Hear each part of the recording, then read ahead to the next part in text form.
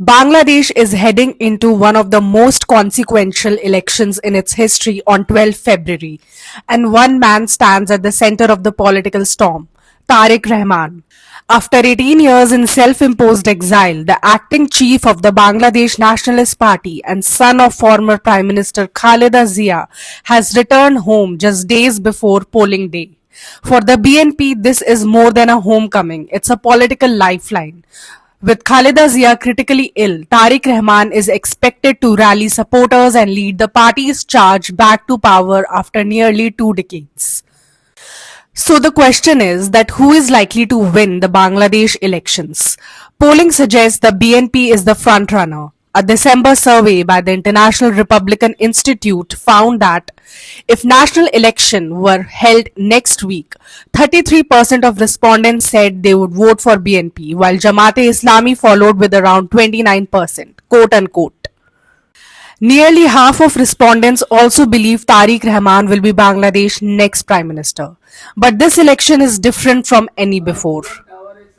It is the first vote since the 2024 student uprising that toppled Sheikh Hasina's government. The Awami League is banned, and voters will simultaneously decide in a referendum whether to approve major constitutional reforms, including term limits for the prime minister and a bicameral parliament. Public confidence in the current transition remains high. The same IRI survey found that, quote unquote, over two-thirds of respondents approve of Chief Advisor Mohammad Yunus and interim government job performance. Will Bangladesh become Islamist? The short answer, unlikely.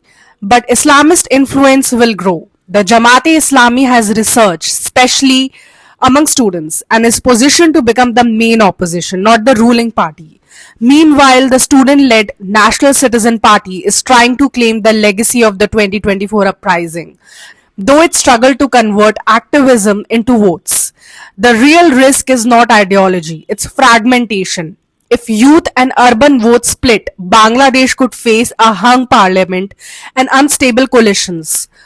One thing is certain, after Tariq Rahman landed in Dhaka on 25th December, Bangladesh political temperature has rose sharply and the country's direction for next decade will be decided in weeks, not years.